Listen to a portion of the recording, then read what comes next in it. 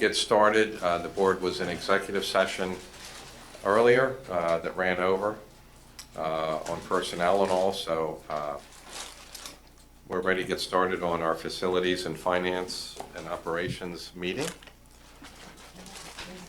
So we're going to kick it off with a pledge of allegiance, or yes, call to order and roll call. Yeah, call to order. So we'll begin the meeting, and pledge of allegiance followed by a moment of silence, please.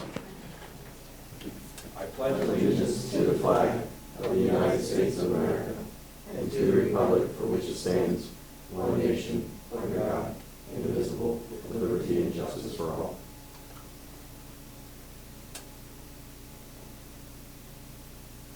Okay, thank you. Okay, one note before we get started. Mrs. Usavage is here via phone, and that's why I'm chairing the meeting in her physical absence here personally at the meeting, but she has joined us remotely. So with that, the next item is I'm looking for approval of our minutes, and this was from our Finance, Facilities, and Operations Committee meeting on June 4th.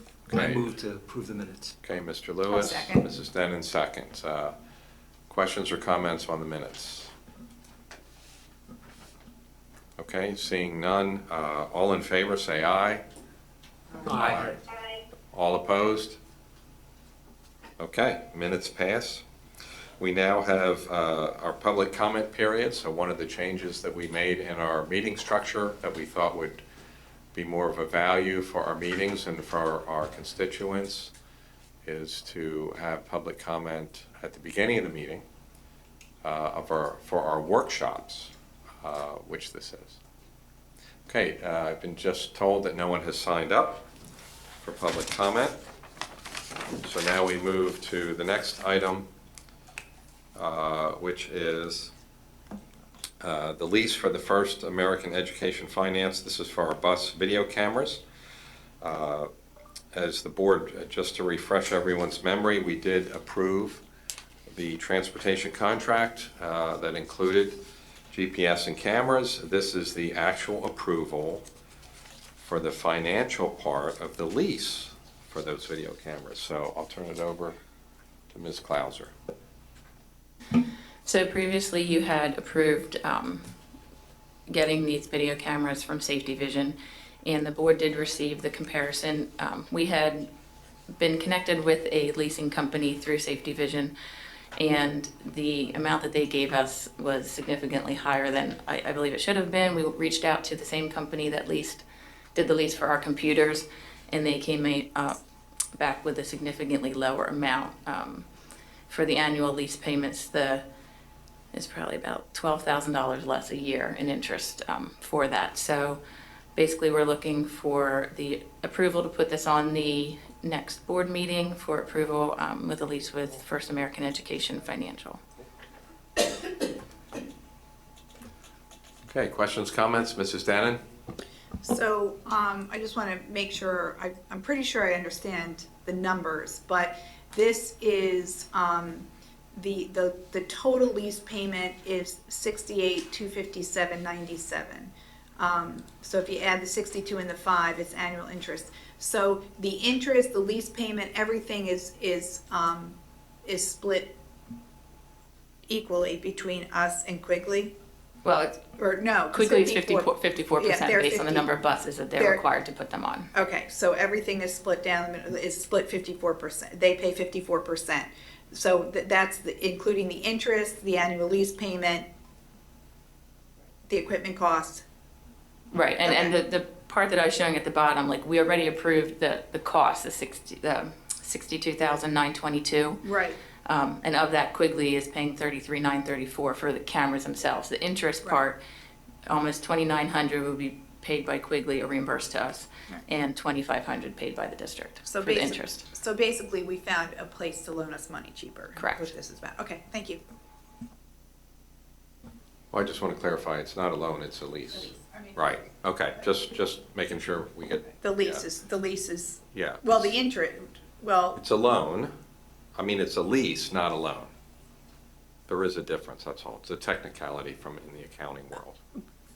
but we're paying interest. You have to pay interest because they're giving you money up front to lease the equipment. So we're over 5 getting years. cheaper interest on the lease. Correct. Thank you. Okay, I think I saw a hand, Mrs. Deeroff. Okay, I'm confused now. What is our total cost for this?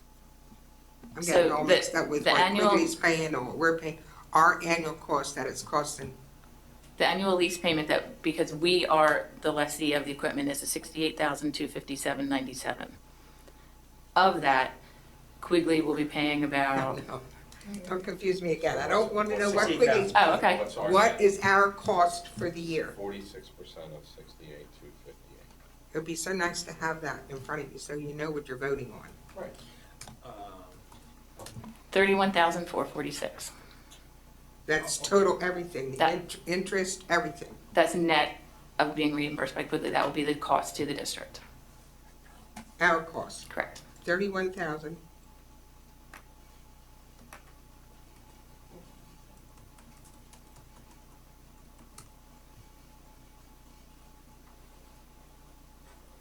$31,000 what? Oh, You said it, but. 31,446. Now that includes everything. Mhm. Leasing the equipment, the interest, everything. For the video cameras, correct. Okay, thank you.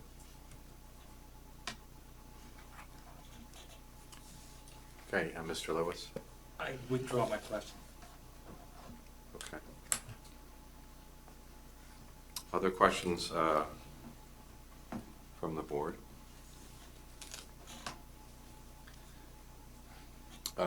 Mr. Boyer? Okay? Try this one. Can I turn mine off? Oh, Um, no. On Jill's here. No, I'm pleased, very pleased, that our administration has found ways to save the taxpayers' money and has come to us with this. This is a great thing, and I want to thank them for that. This is significant, and I never thought we'd be able to bring the cost down like this, so thank you very much. It's just a comment, Mr. Elsner, that's all. Okay, not a problem. Okay, and it is a 5-year lease, 60 months. So Dr. Bennett? Just wanted to, make you aware that we were covered and featured on 69 News about the upgrade to safety and the resources we're using to be more efficient and effective. So in your spare time, when you want something to help you sleep, please tune in. And they ran that at 5:30 News. They came out, yes, and did a story on the upgrades we made to create more safe, efficient bus operating procedures. Maybe 10 o'clock news tonight? Can't speak to that, but I did know it's live. It ran and I saw it. It's on their website. Yeah. On Their app. website. There's a lot. I want to make sure the public knows that. It's on their cover page. Okay, so this is a point where the administration's asking us to move this forward to our voting meeting next week. So is there anyone opposed to moving this forward? Again, we've already approved the concept of the cameras. This is simply the financial aspect of the lease. I'm sorry, 2 weeks, thank you. I'm making the month go faster, so it's 2 weeks to our voting meeting. Thank you, Ms. Klauser.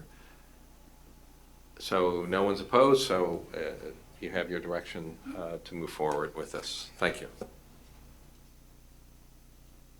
All right, next up, we have an update on graduation, and I guess Ms. Klauser. Back to Or it's me. Yeah. Dr. Bennett. We have actually two guests, Dr. Foley and Mr. Stout, if you can come to the two hot seats. Attached to your agenda is what you received previously already. So this is not new information, but we uploaded for the public's view the analysis that was done for 2018 and 2019. So Dr. Foley is here to share the current status of our graduation and the future, since there were questions about next year that are impacted by facilities, that will speak to why we are not able to also schedule graduation there next year, but also a rundown of kind of the pros and cons of what we've experienced during this transition. And it is, obviously a culminating event of a student's academic experience here in our district. Thank you for giving me an opportunity to speak tonight. Ooh, that is loud, isn't it? If you looked at just the dollars and cents side of this, that's the first place to start. Obviously, when we hold things in the Memorial Stadium, there are factors that we have to do. And just so you understand, the numbers that I have from this year were 3 years old, because that's the last time we were able to do that in the stadium. So based upon that, so those rental fees and things are all higher now than they were even then, but I used the factual numbers that we had at that point. The other thing we need to take in consideration when we're looking at doing it in Memorial Stadium also is depending upon if it's a rain delay or not. So for example, if it's a rain delay and we get carried over a day, then that's another day of rental fees that we have to add into this, as well as custodial and maintenance fees as well, to maintain and keep the fields and everything up and prepared for the event. So this is, the worst case or the best case scenario for the Memorial side. And when we look at Santander Arena and looking at doing the graduation there, when we do the cost analysis, you can see that it's $2,100 cheaper to do it there than it is to even host it in our own stadium. But to me, that's not even the most important part of this whole process. The most important part of this whole process for me is this. When we look at our stadium and we look at the seating capacity versus the seating capacity that we can have at the Santander Arena, number one, it's going to be on the date that we say it's going to be. Number two, the climate control is part of that whole package. Their security is part of the whole package. But also, our students will have the opportunity and we've been able to do this the last 2 years, and for the foreseeable future, we'll have at least 8 tickets per student for their families. Now, I have 8+ in the document, and the reason I have that on there is because we knew we could give every student 8 tickets, and then we have a list for the extra tickets for the students to be able to sign up for and come and get. So we, to date, have not had to turn down any students requesting extra tickets. So now next year's class is about the same size as this year's class, so again, it'll be the 8+ again. However, if it was in the stadium here, it would be about 4 tickets per family. So they get double plus the number of tickets by doing it in the Santander Arena. So the climate's there, more students are involved, families are going to be involved. And then, so a couple other things on here that we were looking at was the ADA implications. Even with our new stadium, we have places on the homestand for 12, and then we have enough for 3 more on the other side. So we have 15 ADA stations for our families that would not have to sit on the track. And when we take folks to the track, they're allowed to be there with 1 family member. So that's always been a tough situation for us. Whereas in the Santander, in section 107, it is designated for ADA as for 6 patrons and their families. But then the whole suite section is like 50 to 60 plus their families in the top. So the seating for that in itself is much better for our families. If you've had an opportunity to witness the graduation for the last 2 years, there's not a bad seat in the house. The other thing, I've gotten several emails and comments, even from our students. Number one, they love it being there. They start out by saying, I was a little bit worried about going into the city to figure out where a place to park and all that stuff, but based upon the parking that we have arranged with the Parking Authority of Reading, they said it was an easy transition, and it was the best graduation they had. Last year's only complaint that we really had was the students didn't walk across the stage. This year we were able to make sure that students were able to walk across the stage. So this year I've had nothing but all positives. And again, like I say, the only negative I had was they wish the kid would have walked across the stage, but when they realized they could see them anyway, it really wasn't an issue even last year. So based upon that information, and then also at the June 4th Facility Committee meeting, KCBA was here and we put in the new information. And then on June the 11th, the board voted to move forward with the second phase 2 of the project that's going on at the stadium. So looking at that project's timeline that was out at that particular point, by the time they get the permits and things that are going on, we will not have the stadium again at the end of the school year next year, based upon the timeline that has been published so far.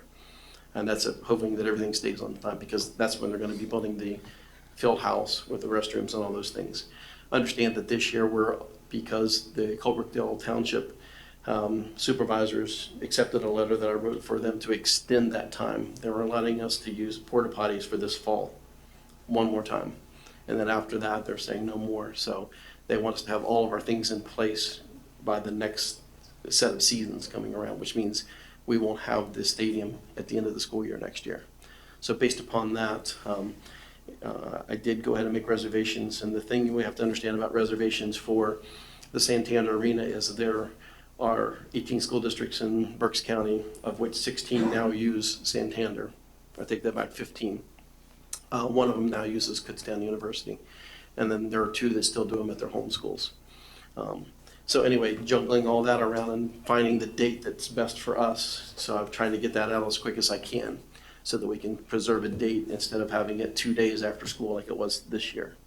That also makes it difficult for families because they're waiting around for their vacations to start and they're hanging out just for that graduation piece. So based upon that, we did make reservations for next year. So questions that anybody may have? Okay, questions or comments? Mr. Foos? Just to clarify on the construction piece, so the stadium is being built right now. It'll be used for the upcoming fall season, and then at the end of next school year, it will become a construction site again, which is why it would not be available for graduation for this upcoming year, right? Yes, that is correct. So based upon the chart and all the things, they are finalizing and getting all the final permits by by January the 10th, which means they would break ground as soon as they could, which would be March, April, which means all that is going to be under construction for the end of the school year again. Okay, Mrs. Dieroff? Not to be picky, but this has been a pet peeve of mine before. You charge for the custodians to set up the chairs and all. They're working an 8-hour shift anyway. So to me, that doesn't seem fair. You would put that charge on here. The other thing was, we were told last year that there wouldn't be we didn't have to pay any security. That was included. First thing when I walked in there, I seen one of our security officers there. So did they work for free? We have our security folks that are working with our kids on the floor. The extra Right. security that you're seeing there is also security that we would pay like APC, other plus, as well as our township polices, because we have to deal with a couple of different municipalities here. So that charge is why you see it reflected like that. That's how Well, it much they says send us the bill for. Right, it says included, so, Their security in the stands is included in that. See here that you'll see an APC bill on there too, that's like $2,100. That's what we have to do in the stands here, that we don't have to do there. where do I see the security that we pay our officers to be there? What's that under? That's under the school resource personnel. There's 3 of them there. That's $405. So by the time we load everything up, go in and scan, they work with our kids. That's the security that work with our students on the floor. And then you can see above there, on the left-hand side, the APC, it takes 10 folks for them to do that. And actually, I can tell you right now, that's at least $300 shy of what it would cost us this year based upon the price increase on that. Okay, so Yeah. like I said, not to throw any water on this, but I get very upset when I see double charges, and that's what I feel is on here, to set the chairs up and all. I know we're gonna go to Santander. I'm gonna vote for it. Well, I appreciate that. I don't have a choice. But just so you understand, if they're pulled away from their job to set up chairs, they still have to go back and do that job. So either way, we have to pay for that somehow, and we broke that all out in those pieces. And depending upon, especially if it's on a late day or a Friday, then we also end up paying overtime for that as well. So. Okay, other questions? Okay, Mrs. Savage, you're up. All right, I just had a question and comment. So I just wanted to thank Dr. Foley and the team for putting this analysis together.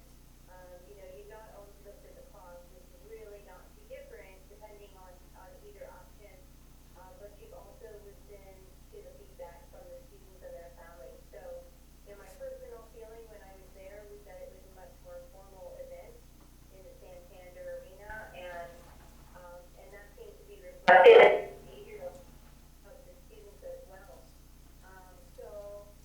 I just think that you guys make this decision. You obviously have done the analysis, and I don't think the board get in the way of it. It's really your call to make, in my opinion.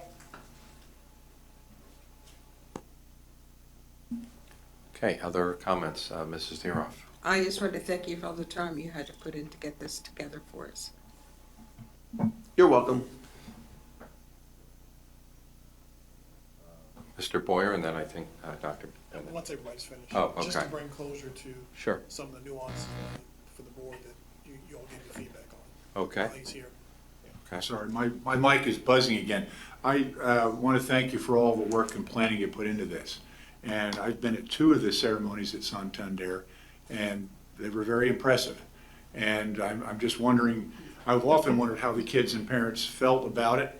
I thought it might be a great idea to see what the incoming senior class thinks about going to Santander, or some future class. Would they want to vote for something like that? And maybe they could have a part in that decision. I know we have to have it there next June. I know that. But it might be interesting to have the students comment on that or provide some feedback. And regarding security, I think security was excellent. It was very thorough, and we felt very safe there. They're very accustomed to holding large crowds of people there and checking them for bad stuff, and that was great.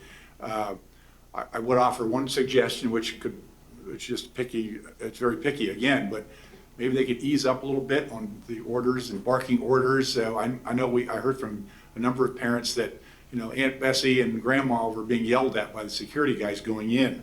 They didn't like that very much, so maybe they could ease up on that, but the whole thing was great, And I'm sorry, they're just in line, and I guess the security guys were kind of urging him to hurry up. And they're accustomed to that because they have a lot of concerts there, athletic events, rap concerts, and they're tough guys. But maybe for Aunt Bessie and Aunt Tilly, they could ease up. But it was a great ceremony. Thank you very much. Thank you. Okay, I saw Mrs. Denon, then Mrs. Deroff.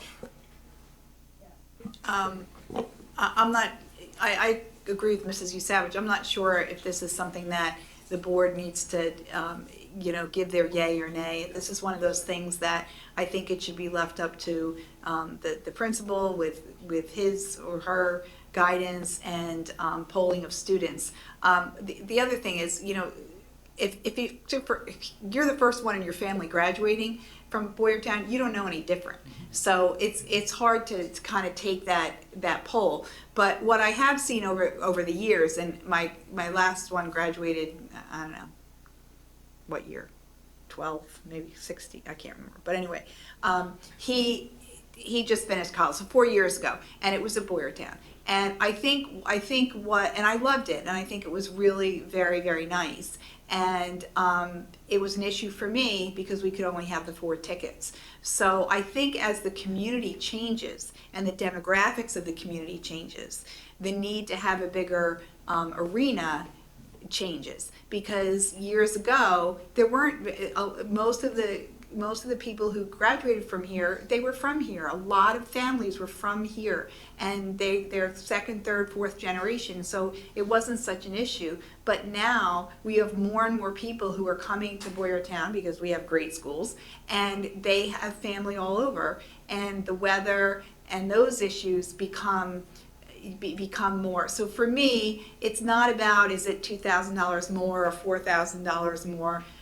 It's about that one lifetime experience for that student, and just the fact that we can have a date and not have to worry about the weather, and that we can have more people, they can have more guests, because people do not have their whole family here. So it becomes more important, in my opinion, to have it at the arena. But again, I'm not so sure it's something that we as a board need to have the final say on.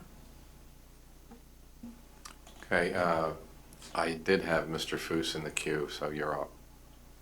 I totally, okay. Miss, all right, and then Mrs. Deeroff was next. I've had a couple private conversations about this, so I just wanted to share my thoughts publicly, not assume that all that will get out if I don't speak it. So when first presented with Santander versus Stadium being Boyertown, born and raised, I was like, well, Stadium, of course. And it's a sentimental thing, and I recognize that. And the more I was talking about why this or that, I realized, well, this is how I feel about it. But this isn't my graduation. I've already graduated. I'm not accomplishing anything. This board's not accomplishing anything. It's these students who are celebrating that. So I do like the idea of letting them decide. And obviously we can't do that forever. At some point we kind of just have to say, all right, well, so we've done this for a number of years. We're going to continue with this particular thing. I do think, since it's new enough, since the stadium's close to completion, I do think for the next couple of classes, they should be surveyed. It should be up to them and their families. And one of the main selling points that has been brought up a number of times is the number of guests you can bring. And for this being a family event and celebrating what a student has accomplished, I think that's a great positive. So I do understand why people would like that. I did say to you in conversation before, and I challenge the students and you and to come up with a new tradition in the stadium, this sometime around the time of graduation, to hold a pep rally there or something, so that we can have something in the community to celebrate this culminating event, and then people can go out and buy stuff in our local restaurants. But that's not something we're going to do as a board. That's something, if somebody wants to do that, I think it'd be a great idea. And my son's eventually going to get there, so maybe I'll see if I can convince him to bring it if we don't have it by then. Okay, Dr. Foley. So just to follow up on that, yes, just so you understand, the next two classes, obviously next year's class is based upon construction, but so the current juniors and the current sophomores, we're going to survey them starting in October this year, just to kind of get their feel and see where they're at and what's going on with them as well. Also, to your point, we did start a new tradition this year, and one of the things that has been a huge impact has been, we call it the graduation walk, where the students have gone back to their elementary school in their caps and gowns. It was a big deal, and it was a huge success. It was moving for our seniors as much as it was for the teachers who saw them, as well as the kids. So yes, we've started a new tradition this year to try to help understand that. Okay, thank you, Mrs. Deeroff. I just have one request. Could I please get a ticket this next year, because I had trouble getting in. We had no tickets, nothing. And that wasn't a very good thing. The year before we had tickets, we had no problem getting in. But this year, without a ticket, I had to crawl in some stupid gate. All staff need to show their IDs. That's all they needed to get it. Well, just two things. Number one, if there was the door that I asked people to come into was the VIP door. So if you came in the VIP door, they were all stationed there to handle that. Also, down in the bottom section in the big door, if you come in there. But I'll make sure that you get what you need to next year. But just so you understand, we gave all tickets out to students. So we gave a little over about 5,200 total tickets out this year to all students. There was nothing left in reserve. So, but I'll make sure you get in. Yeah, but I'll make sure you get in. I'll make sure you get in. Okay. So a couple thoughts I had real quick. And you're probably not the one to answer this, maybe you are. The stadium, just to bring it back, is multi-purpose, multi-use. So part of the timeline is based upon the stadium will be used. I mean, we have spring track and all that. So that's part of why phase 2 is what it is. So I just want to make that point. And the other point I want to make is, we've talked at length about the stadium and the whole event, and it's just, to me, it's interesting. As I go through life, there's always a silver lining to everything, and the silver lining to the stadium situation is it forced us to do something different that we never did, and that is use the Santander Center. And my personal opinion is that the two graduations have been fantastic there, and to your point, I think they're getting, this past one was even better than the year before with some of the changes that you've made and the team has made. So, it's just interesting. I just want to point that out, that as a silver lining. And I guess my headlines are, weather's not a factor.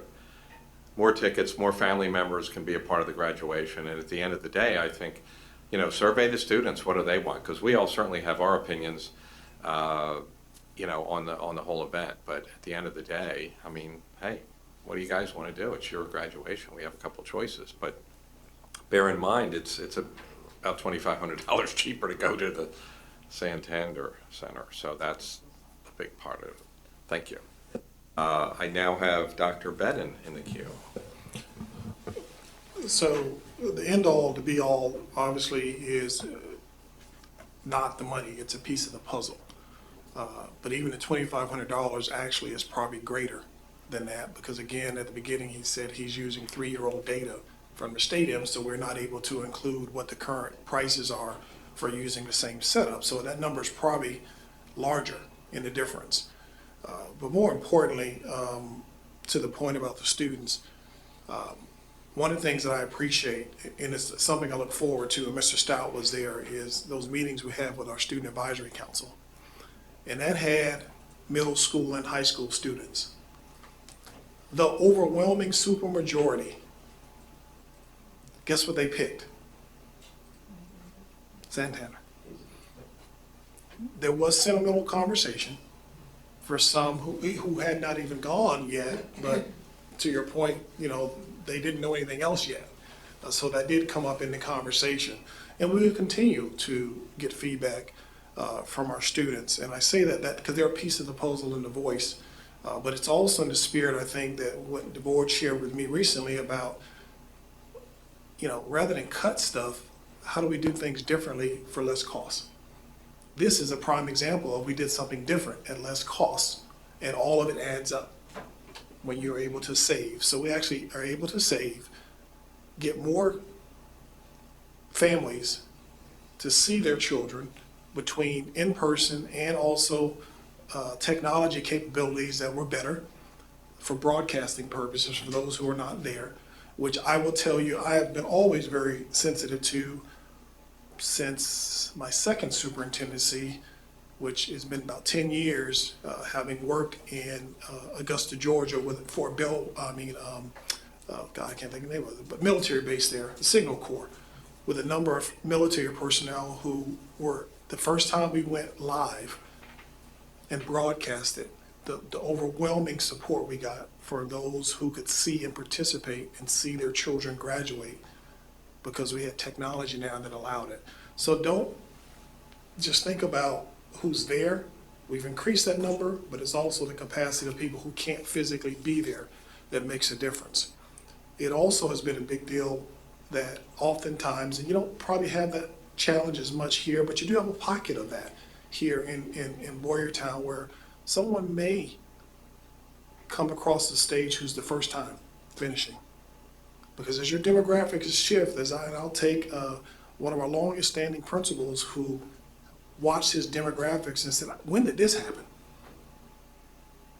And looked at the makeup of his student population from a recognition that has changed, that some of your families moving in, they may be the first graduate in their family. But there was a deliberate effort in a conversation with Dr. Foley to make this a much more formal and recognizable ceremony for our children. For example, we were very clear, you will wear cap and gown and show honor and respect to our students on that stage. That was deliberate conversation. Number two, we will cut out the adult conversation piece and let the students talk more. that got overwhelming response, both from students and parents and families. In fact, the students, when I got up there and say no more adult conversation, I was like, you heard the whoo-hoo, you know, they were like, wow. And I think hour and 45 minutes is what it was. And I don't say hour and 45 to celebrate how short we got it down to. It was how quickly they could get out and celebrate and spend time with their families. Because when I walked out the back gate, the number of children that ran up and hugged me, and I'm a newbie, and said thank you because they really appreciated the experience they had, that spoke volumes to me. And the number of people who are educators who recognize me from other places who were not staff members in our district, but who heard and or newcomers to our district who saw what our staff is able to do behind the scenes. I was impressed. How quickly they get the cell phones and all this stuff, how quickly and orderly they get them back and all those things. People said it was well run and organized. But at the end of the day, we will continue to hear from our students. I always tell them, you have a voice, that means you're a piece of the puzzle. Some things we'll ride with you and be able to say, yep, we're gonna do it that way because you asked. Sometimes you have to say, we'll modify it, but we can't change it. But we did, the SAC gave me feedback, which was representative of middle school and high school. And again, we will, and I had asked Dr. Fuller before this, when this first came up, to keep for the next couple of years, get us student feedback to make sure that if there's, and one of them was, you know, the dopies, you know, oh God, do we have to listen to, you know, so we change it. And they really appreciate it, so thank you. All right, so unless I'm misunderstanding the agenda, this was just more informational for the board, right? There's nothing to move forward. So just an update and things to consider. So thank you for your work on this. Thanks. Thank you. I'm not even a chance to do that. And I said I was gonna vote yes. All right, we have it on the record. It's been filmed. He's thinking yes. But you're a yes. Okay. Next is an update, 5-year financial planning. So one of the conversation pieces that the board actually had was how do we start moving forward? You know, first of all, the concept was that we don't wait until what people think is budget time to start talking about budget. Truly, a true budget process is year-round. It just ramps up at a certain part of the year where it's more public in its process. The second piece was the conversation about how do we create fiscal stability in our school district, given the challenges that we are facing currently with expenditures that exceed revenues. And, you know, probably about 2014 is when that flipped, when I look at the data, roughly.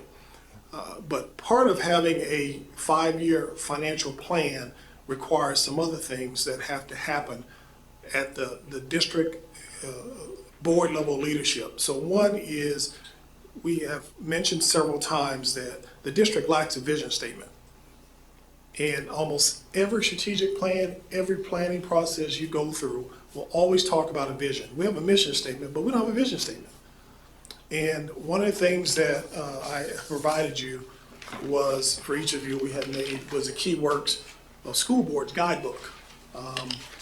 And you'll see, for, you know, right off the bat as you go through it, if you look on page 7,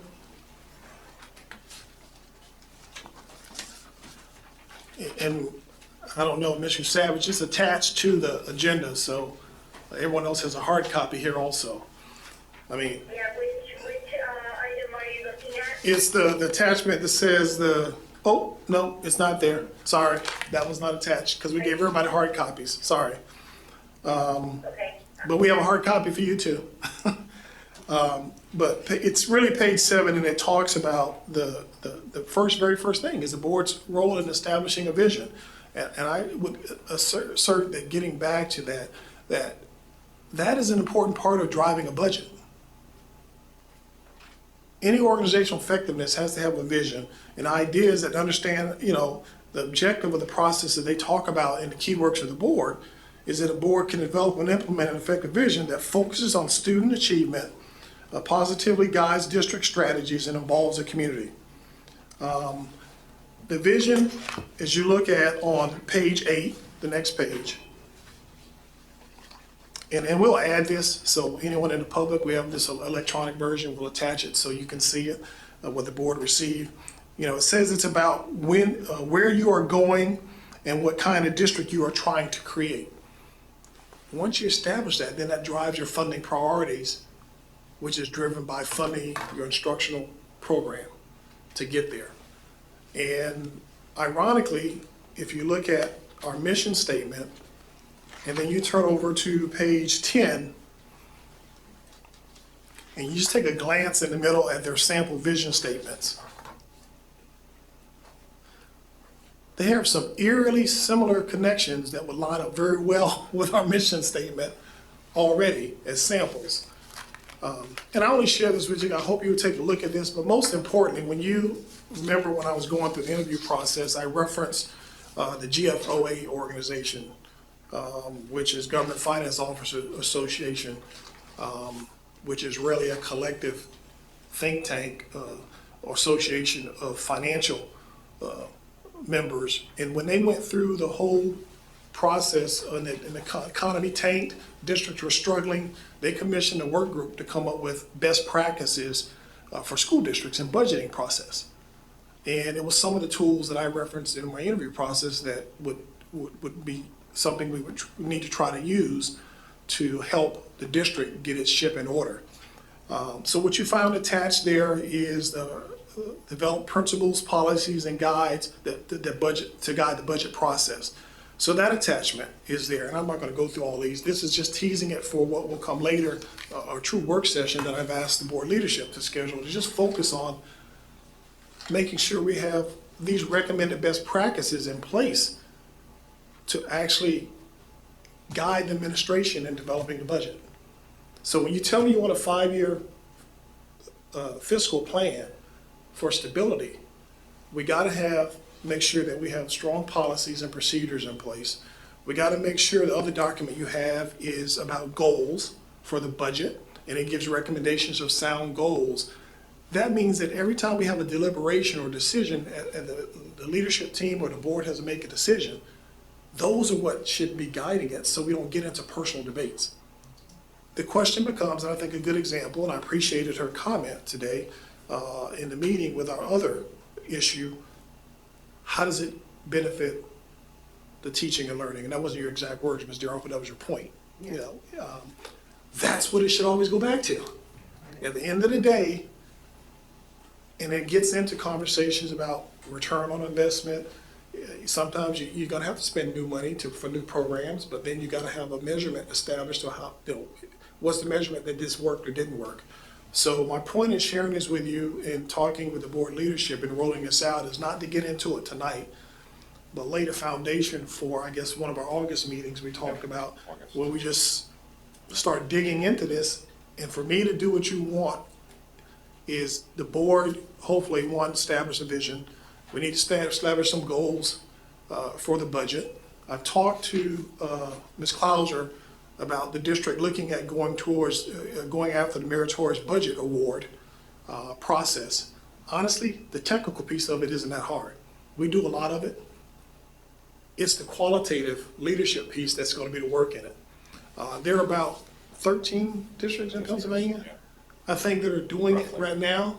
Some will argue, why do you do this? Because you pay a fee. The fee really covers the reviewer's time to do it. But really, that's an external person that says you have key components to your budget process that says you are doing good government budgeting. In fact, it became a centerpiece when Downingtown got challenged by their budget. That meritorious award was one of the centerpieces that held true why they were doing what they were asked to do and best practices for budgeting. And it becomes, again, someone else saying you're actually running an efficient and effective budgetary process based on best practices. And it's, so you have two organizations. You can have GFOA or you can have ASBO. which is strictly focused on school board, school district's budgeting process.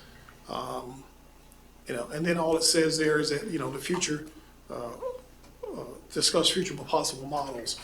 But we get that foundation scheduled, and the next big piece is then working with our internal team to develop processes and procedures and make sure that our budgetary process is actually aligning with our instructional priorities. We need to have a strategic plan. Now, we've been trying to work with the state to kind of tweak and deal with the comprehensive plan that they put in place because it's kind of quirky. Some districts have been able to modify that to work in the shape of a strategic plan. But for the most part, what I hear from around the state, the concern is that people do their comprehensive plan, it meets all the technical components, it goes to one of the IUs in the states, and it just sits on the shelf. It's never brought back. When we do agenda items, best practices is that agenda item should have a goal attached to it.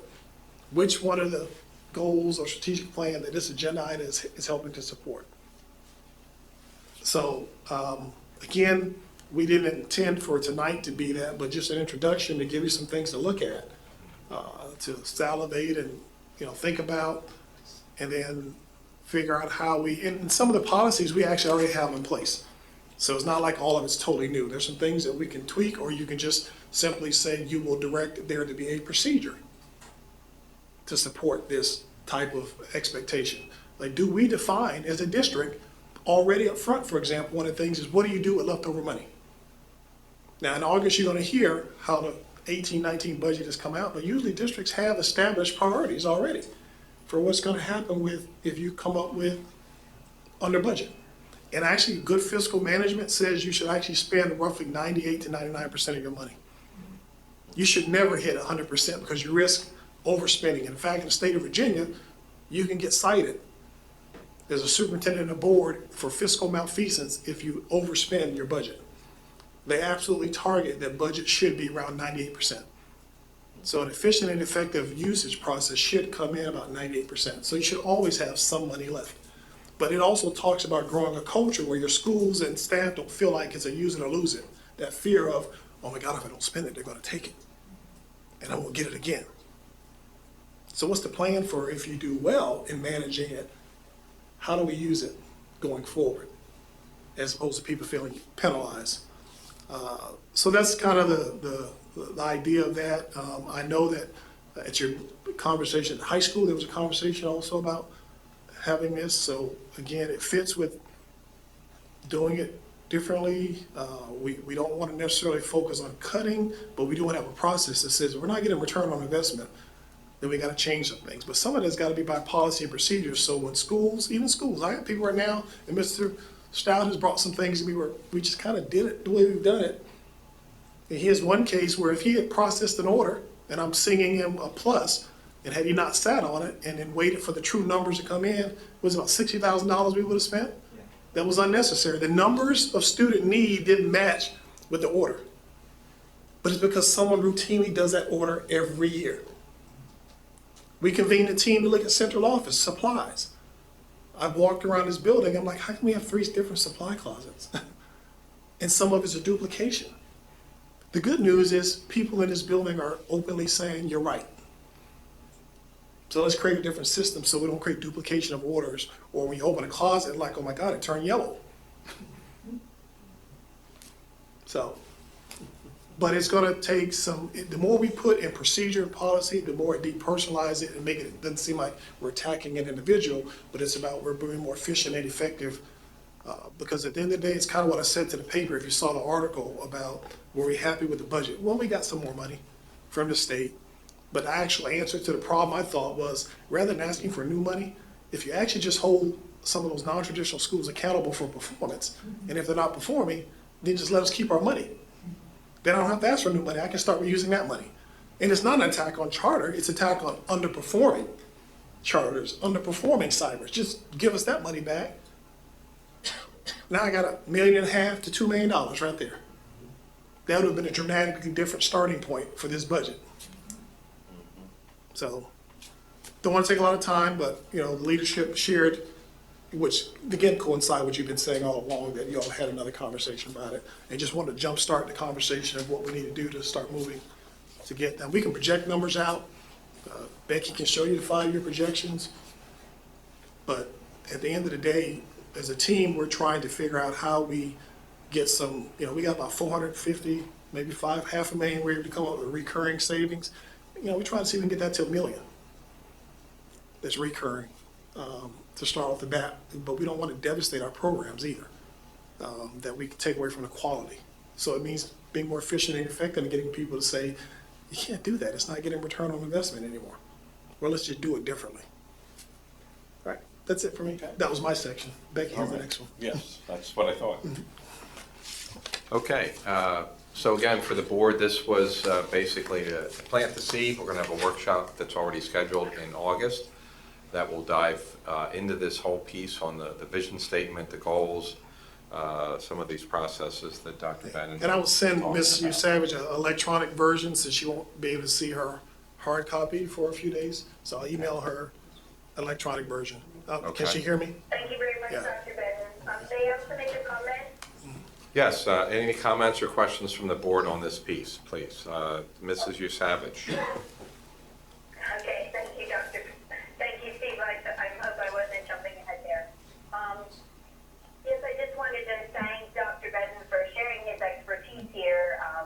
As in any business, having a vision and setting goals associated with that vision so that you can move toward that vision is so important, and then setting up your fiscal plan in accordance with those goals and that vision. It's common sense. It's what's done everywhere. So thank you for sharing that in a really understandable way, and I look forward to getting a hard copy. I was looking at the Meritonious Budget Award and the Pathway to the MBA. I wasn't quite sure I understood the difference between them, but one piece advantage that I saw of doing that, because you said people ask why you would spend money to do that, was the transparency. Yes. And I think it would be a great way to build trust with our community and help them see how we're budgeting, how we're doing our financial planning, and have it be validated by an external organization to show that we're really doing our best and we're doing a good job. Yes, that is one of the absolute pieces they tout as part of the process. It was, what, about $2,000, I think? I thought it was 1,300. $1,500, roughly. And again, that's really, you can see it's the reviewers. And what I like about this one, as opposed to GFOA, they actually send you feedback of what you need to fix and address. But it has a format and a procedure, and it ends up with an end product that typically, like Downingtown, I think, has used it, Lower Merion, Orange J. Roberts. Annually, the board gets that also end product, as well as it's posted, because you're required to let the public have it on your website. And it has very key, strong pieces of outlining your budget, your enrollment projections. A lot of things we've done in piecemeal, you have to turn those pieces in and show it and package it in a format. And part of the evaluation process also is about transparency and also understandability for your community. So it is a process that is saying you will be, a big part of it is being transparent and allowing people to see in a format and a structure that has some purpose behind it. And again, it's about $1,500, but again, the reviewers, I think they get stipends of professionals in the field from various places who they bring together to give you feedback and review all your documents. And again, some pretty reputable, like O&J, Brandywine Heights, which surprised me, one of the smaller districts actually does it also.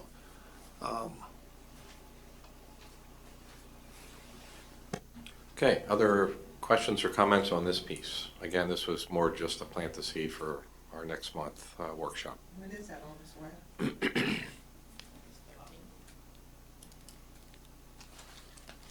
Is it the 13th? It's on the calendar. It's the 13th. Yes, August 13th, Tuesday, 7 o'clock.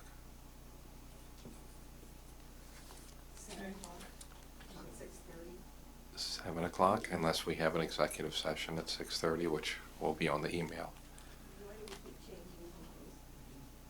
Well, we're trying to go to 6:30 to meet for executive session, meeting at 7.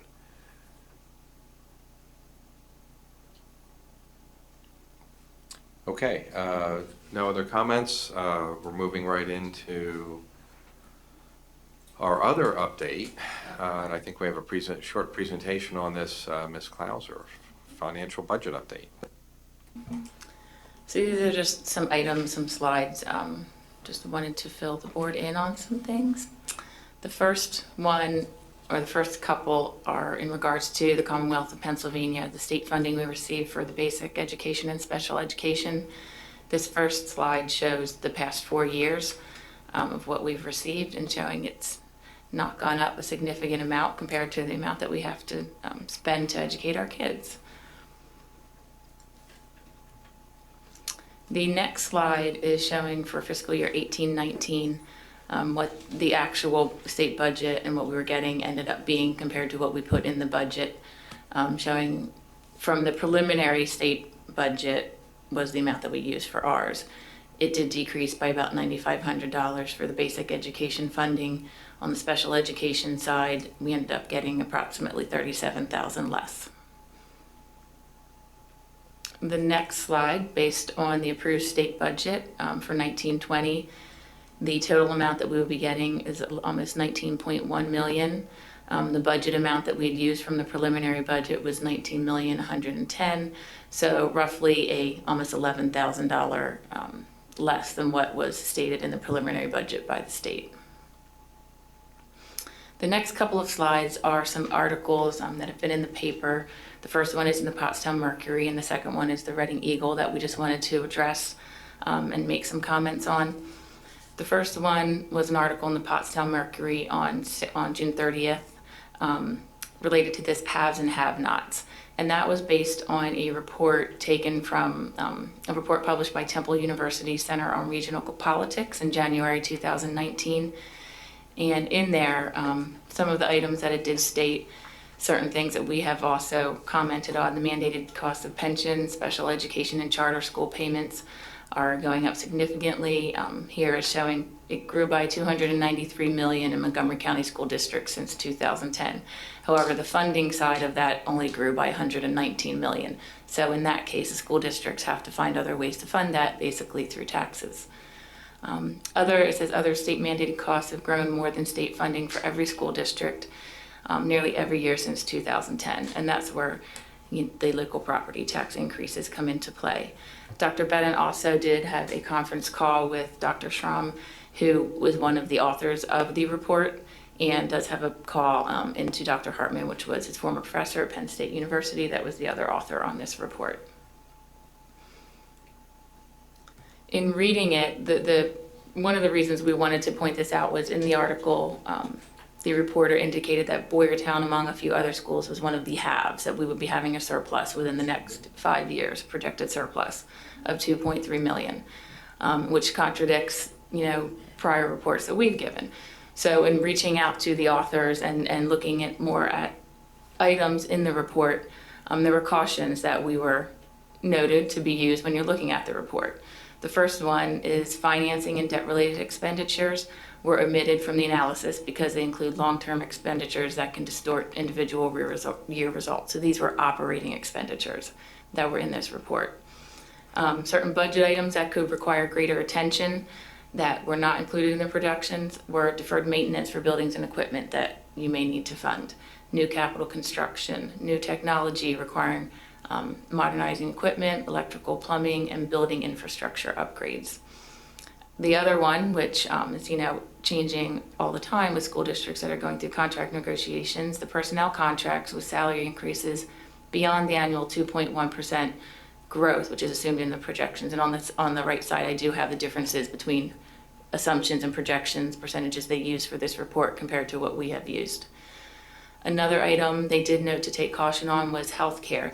That, in their report, had the lowest projected cost increases due to implementation of certain cost containment strategies, which include increased premium shares for employees, modified spousal rule surcharge rules, raised co-pays, co-insurance, and other items. At this point, we did not include any of those types of cost containment strategies in our projections. So that will be a big difference.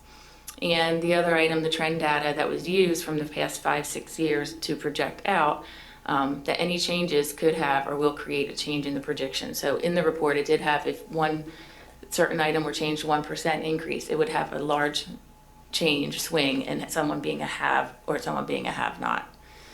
And some of the specific assumptions noted in that report to the right that they used compared to what we used, for salaries, they used a 2.1%. We used 3%. Healthcare was a 3% increase. We used 5%. Charter school tuition was close. They used 7%. We used 7.2%. And then all other expenditures, they used 2%, whereas we used 5%, based on our individual past experience.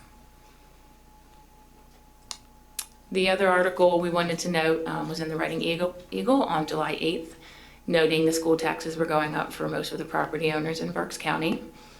And just to comment where we now lie within all of the Berks County school districts, we are now the 5th from the lowest.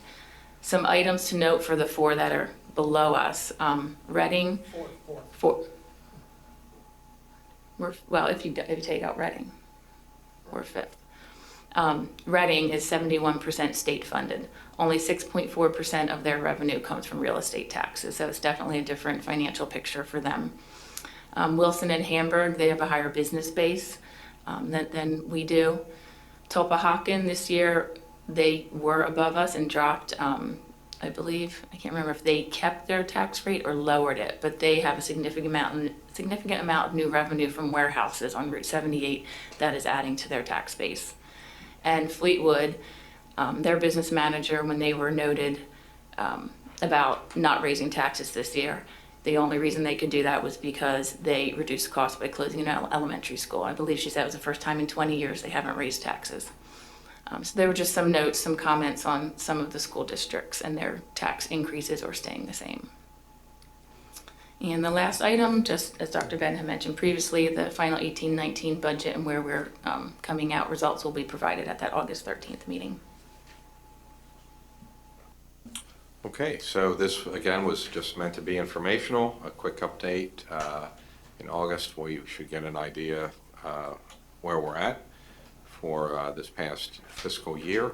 Any questions or comments from the board on this piece? Yes, Mrs. Deeroff. I'm sure there's a reason for it, but so I understand it better. Why do we have basic education? We always have higher than what we get from the state. Since we know we don't get that much, why don't we, I don't know, do something to get ours down to close to the amount that we anticipate getting? In the preliminary budget, we are using what the state is giving us. We could look at the trend of the past 5 years and see what we end up getting from what the preliminary budget is and try to adjust that going forward.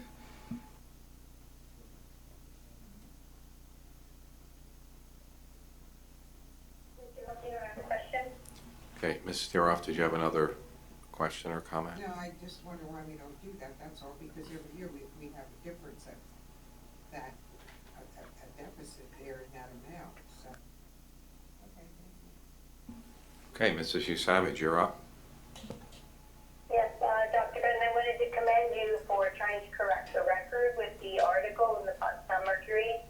I was just wondering what your goal is. Are you trying to get them to correct the report or publish a correction to it? Or helping to just educate them?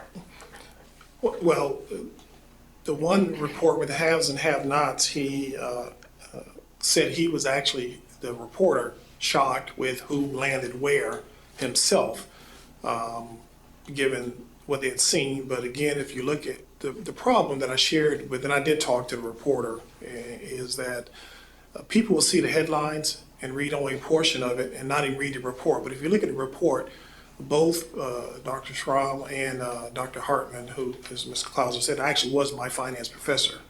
So we've emailed and they put cautions in the back, some of the ones that we listed, that they were taking previous 5 to 6 year data and trying to project forward. But if something changes in that, it changes the data. They also use statewide averages, so if you look different. A tangible example he gave, for example, was Philly was listed as a half.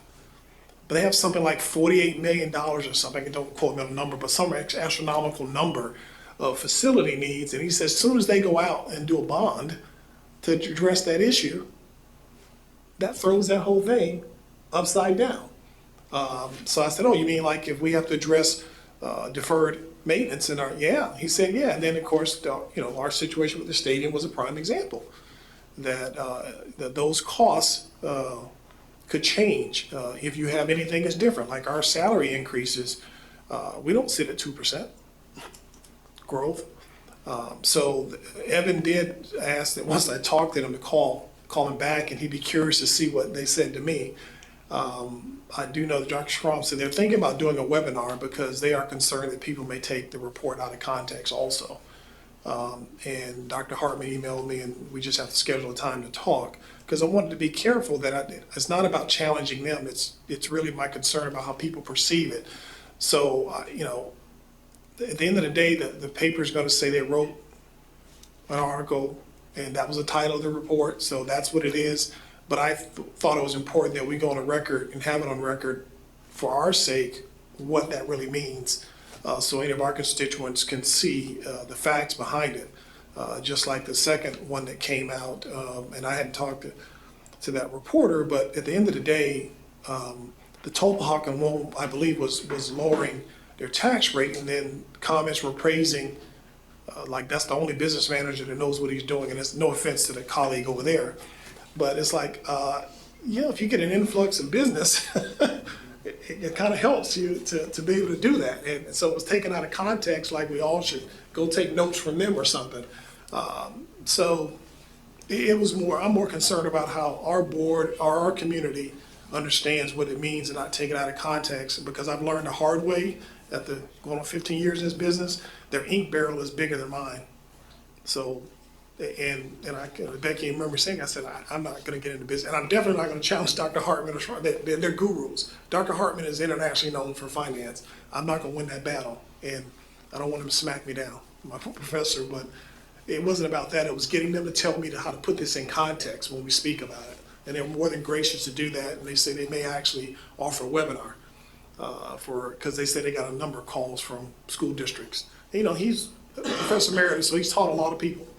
So I'm sure he's got a lot of students calling him because they say, what are you doing? You're killing us here. And there are a number of people who are going through contract negotiations. And I told, that can be misleading to make them think that we got money coming that we don't have. So it's more about educating our local public and making sure, the board understood what it meant, and, just to protect our own interests too as a district and our interests, so our constituents don't think we are hiding something. Thank you very much. Okay, other questions or comments on this piece, this headline update? Okay, seeing none, next up is I think it's the final piece, and that is facilities update.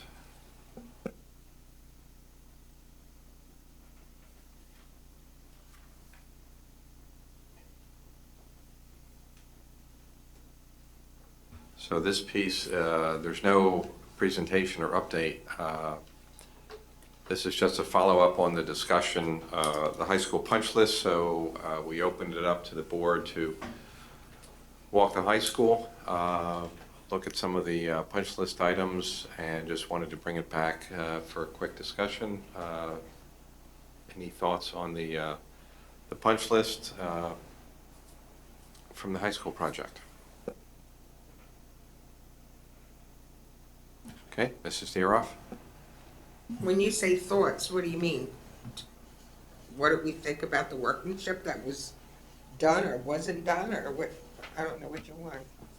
Well, I believe where we're at, and please correct me if I'm wrong, Ms. Klauser or Dr. Batten, is that we're proceeding to close out the high school project. I believe Zach from Dewey Construction came and updated the board. We all got a copy of the punch list. Talking to Mr. Greenewald, there were items that the construction company completed. There's items that I believe our facilities folks have agreed to complete, and that there were monies given to the district in lieu of the contractor doing them. And we had a chance to look at some of those items, and just want to make sure just any thoughts on where we're at with that? So, Mrs. Deeroff, Well, and I see Mrs. Denon in the queue. I think it's deplorable what they did. If we hire these people to be clerk of the works or whatever titles they have, I think that work should be done. I was really upset. And then the few pennies they want to give you for some of those items is ridiculous. I think especially that one section at the high school in the courtyard on the 3rd floor with that wood being out, that's going to cost a lot of money to get fixed. And I forget what amount they were giving us, but why do we hire clerk of the works or whatever they're called? I think I have the right title. If they're not going to make them do the work, and just say, well, here, we'll give you a couple dollars, go away. I don't understand. We pay all these people there, and the work still doesn't get done. It's horrible. That's my feelings. Okay, Mrs. Denon, you're in the queue. So, I missed, the tour, but I did hear from my colleagues about some of the work that was either not up to par or not done. I know, Mr. Elster, you have also had an issue, the fact that it took so long for the project to be closed out.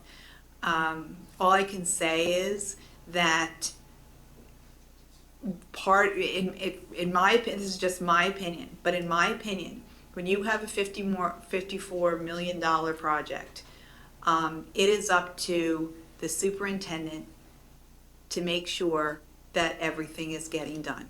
The buck stops with the superintendent. And when you don't have somebody at the top leading this, then things fall through the cracks. And at the end of this project, we had our superintendent who had been looking at this project and was on top of all of these people doing this project. Every month we were getting reports as to what percentage is done and where we're over and where we're under, and everybody was giving all kinds of reports. And that superintendent left, and then we had almost a year with an interim superintendent who chose, because we didn't demand that they take the helm of this project. They just kept the ship afloat, and that's what they did. And they made no stink, and nothing against the interim superintendent, because that's what the board was fine with. But the bottom line is, you had a superintendent who was just doing the day-to-day operations, and we were leaving all of the other stuff to the clerk of works, the construction company, and all of those people. And when you don't have someone watching the store, that, in my opinion, that is what happened. So these things weren't done. We had all kinds of other issues going on. We had stadium, we had, different things we were looking at. We were trying to find a superintendent, and this stuff fell through the cracks. I'm not saying it's right. I agree with Mrs. Deeroff that we should have maybe had a different outcome in terms of what this work wasn't done, but we did not have somebody saying, wait a minute, we're not paying you any money. We're not closing out this project. We're not doing that. We also had, what? It's still not. Okay, well, so let me just finish before you make little comments, because I get very distracted. Before, it's still not done, and I'm agreeing with you. But what I'm saying is that the ship has sailed. I don't see how, we can complain about it all we want, but because we did not have people there demanding that this is done and saying, hey, we're not going to pay you until X, Y, Z is done, it's almost like we just have to accept it. I really don't know what else we're going to be able to do, because maybe Mr. Elsier or Dr. Benning can talk to this, but we've closed the project out, correct? Is it closed out? It's done. Correct, is that correct? It's not fully paid, it was So- approved to be closed out. It's not, everything hasn't been paid and closed out. Okay, so it's not formally closed out, so I don't know who negotiates this, I don't know who determines, and, you know, I'm not into getting into lawsuits and all that kind of stuff, but I will say that this is what happens when you do not have good leadership. You know, Dr. Benning can only do so much now. He's come in the ninth inning. You know, I mean, I don't know, but that's just my own. And I share your frustration, Mrs. Deeroff. I really do. But I just feel that how did this happen? In my opinion, that's how it has happened. And I've experienced this before when you don't have leadership at the top. And that's my 2 cents on it. Okay, Dr. Bennon, and So- then I have Ms. Nyman. The and best Mr. I Roth. can ascertain, here's a challenge that we face, and it has nothing to do with anyone being right or wrong. I absolutely get Mrs. Deeroff's point. Where I'm at now and trying to figure out, as you were saying, Ms. Dennis, the ninth inning, is how much money is it going to cost us on top of what we're dealing with now? That's the challenge we're faced now.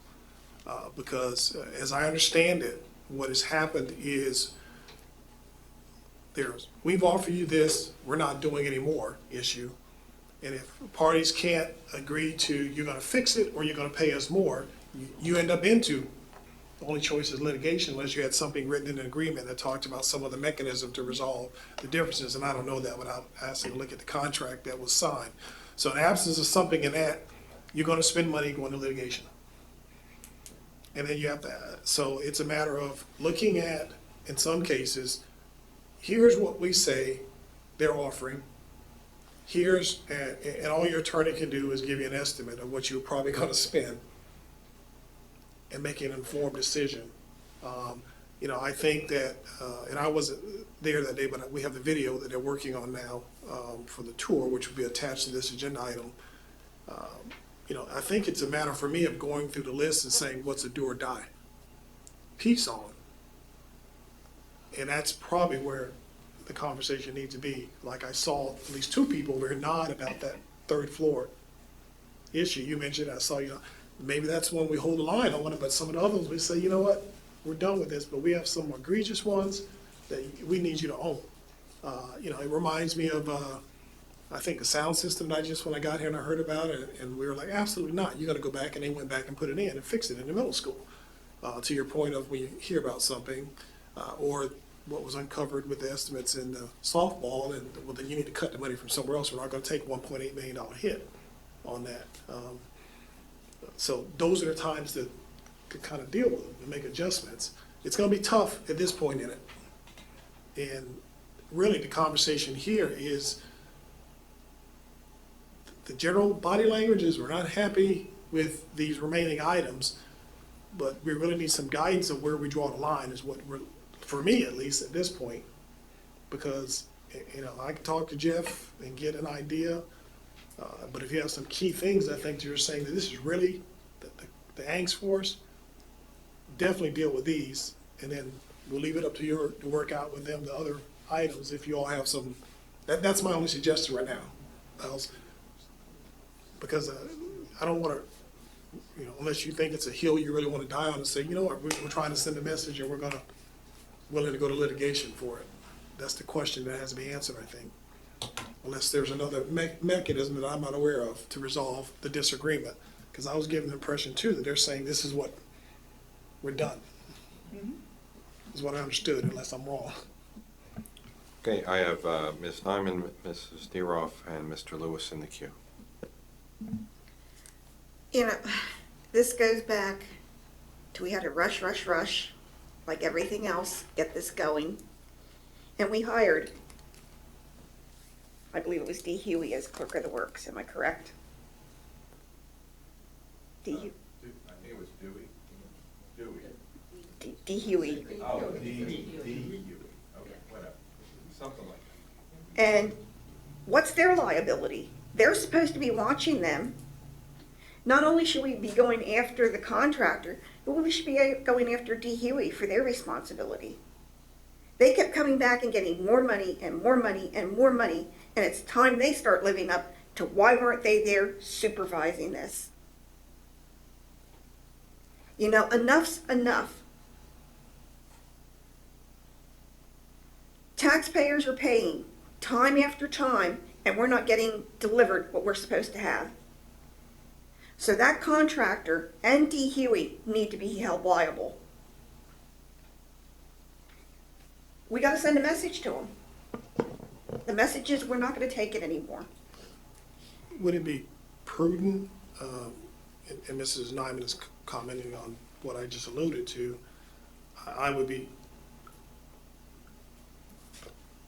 I get where she's coming from because I've been there, especially at cases where you're like, no, we're just going to hold the line. But I think this is a conversation that you all, if that's what you're thinking, you really should make an informed decision with your legal counsel here. Well, to be especially that informed. one thing in the courtyard. Right, but because If what they're offering if we're even is, considering this, all I'm saying is then he needs to be in the room because I'm not in a position to give you enough of what it looks like for us to do that.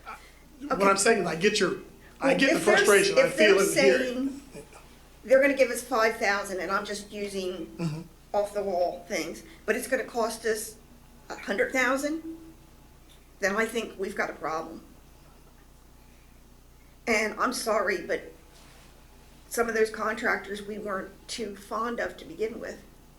And there were issues. And I think we need to start setting a message and finding out what we can do legally. I really do. Enough's Right. enough. You- It's you're- not our money, it's taxpayer money. And there's some value to, I think, of getting an informed decision. Mr. Sultanic has been around a long time, so this isn't new. And of course, his firm is large enough that he has people inside the firm that specialize in this area.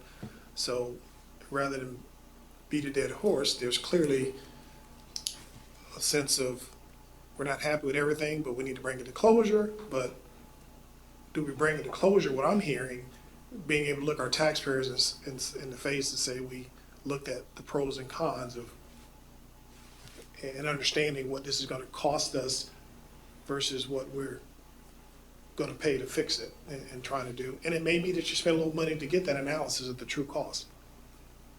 But I think you need to narrow that down to some big ones rather than every little thing, because then you'll kind of skew it out of whack.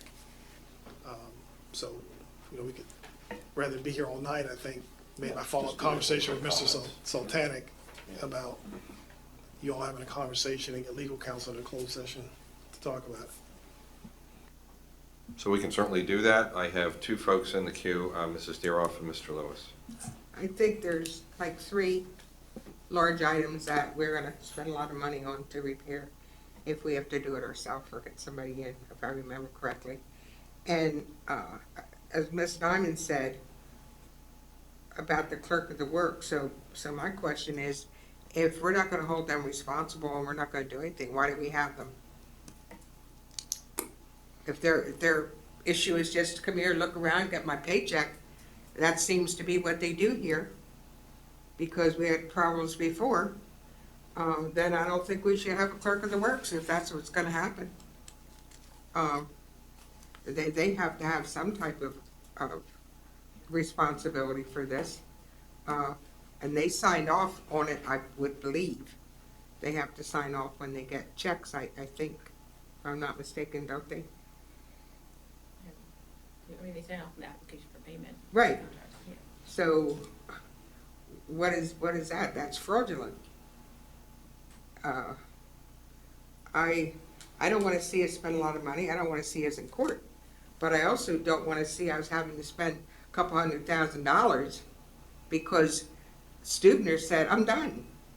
Who's he to tell us he's done when the work isn't done? We gave them all kinds of, I voted against them, all kinds of change orders that they had, because that's what they do. Stubner come in low and then have thousands and thousands of dollars in change orders. That's their style. And we approved every one of them. And this is where it got us. So I would like some input from the solicitor of his opinion. I'm sure he would have one. Thank you. Okay, Mr. Lewis? A lot of my comments were already made or questions answered, but, so is it safe to say the administration will have a list of the most egregious things that our facilities folks think are the real issues? And then we can, to your point, try to figure out how much legal expense you could go through and how long it would take to do versus, the real cost. Regarding clerk of the works, I'd like to think that if you didn't have any kind of, and I don't know who's hired that predates me, who's actually doing the clerk of the works stuff, but my gut tells me that if you didn't have a clerk of the works, it would be way worse for what that's Why, worth. they just signed it and they got a check for their supplier. I mean. Okay, any other comments? Okay, Mr. Foos? Just want to share my my colleagues' frustration and say that I also think it's probably a worthwhile exercise to at least get more information about any potential legal costs and do kind of a cost benefit on that. Okay, Ms. Nyman? I'm not saying put a phone call into Jeff and cost us more money. Wait till he comes here for the meeting and we can approach him then. Oh, that's what we're doing. Yeah, 2 weeks. Yeah, I'm fine with that. I don't want to put a phone call in and.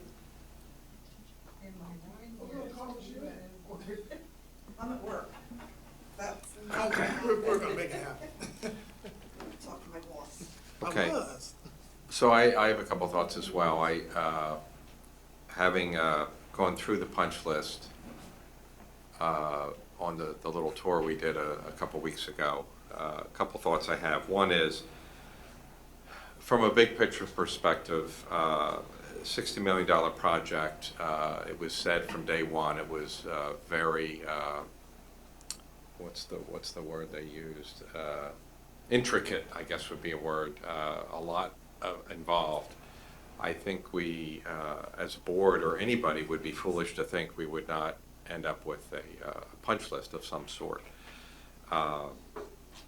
Having said that, going through the punch list, I did not see any, I probably could count on one hand the number of items that I would say were problematic or like, wow. But many of the other items were not, in my opinion. The other thing I would look at, I did not see any item that was affecting the educational output of students.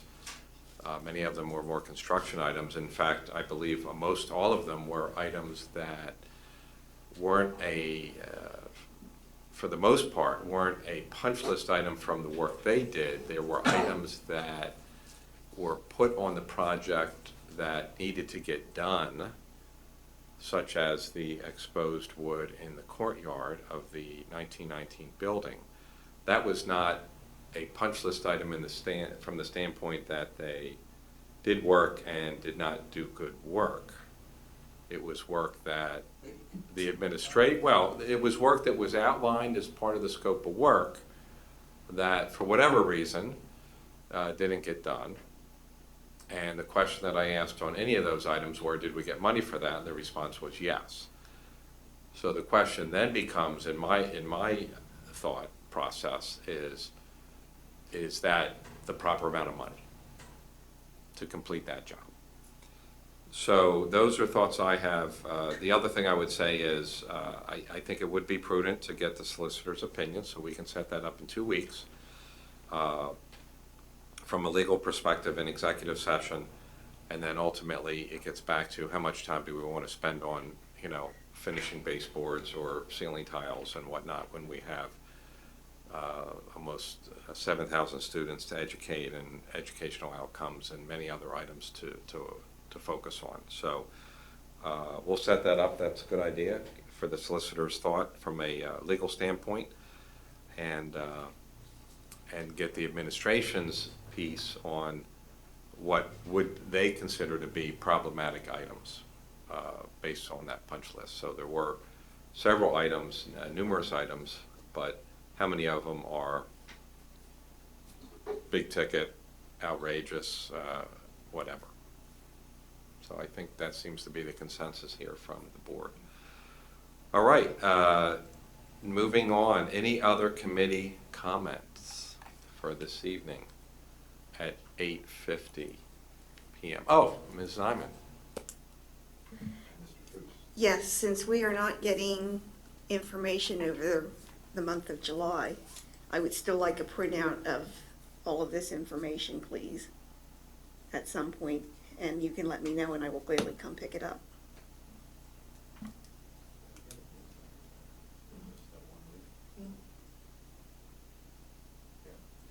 I'm sorry, I'm just trying to clarify. We will continue to get newsletters over the summer. I think there was, oh, a printout. I'm sorry, if you could clarify what you're asking for. A copy of the agenda and all the items that were, Oh, got it, okay, all right, thank you. I wasn't sure. I know you were asking Dr. Bennett, but I was just trying to, I understood, I follow, we're good. okay, all right, he's got it, thank you. Any other comments from the committee? Okay, with that, announcements. So just to remind the board, next Tuesday, we have a training session right here at the Ed Center, so it's not a public meeting. I believe it is set up for 6:30. And it's a potluck, BYOF, bring your own food, that you want to share. It's a potluck. No, bring food to share with your fellow board members. Get your best kitchen going and cook something up, bake something up, whatever, and we'll have break some bread together and then go through a training session with Jeff Sultanic. The following Tuesday is our regularly scheduled voting meeting, and all the announcements are on the website. So with that, motion to adjourn? I have a question, Mr. Elsie. Oh, okay. Mr. Boyer has a question. Yeah, you mentioned 6:30. I remember seeing somewhere 6 o'clock is the potluck meal, or is it 6:30 for the potluck meal? 6 o'clock for the meal, okay. And 6:30 would be the actual training session. Okay, thanks. Yes, thank you for that clarification. No, thank you. It's 6:30 is the start time of the training, yes. Right here at the Ed Center. All right, thank you. Motion to adjourn. Okay, Mr. Foos, second. All right, Mr. Lewis. Please meeting- log out of your computers, please. Make sure you log out. Yes, please log out. Meeting adjourned. Thank you.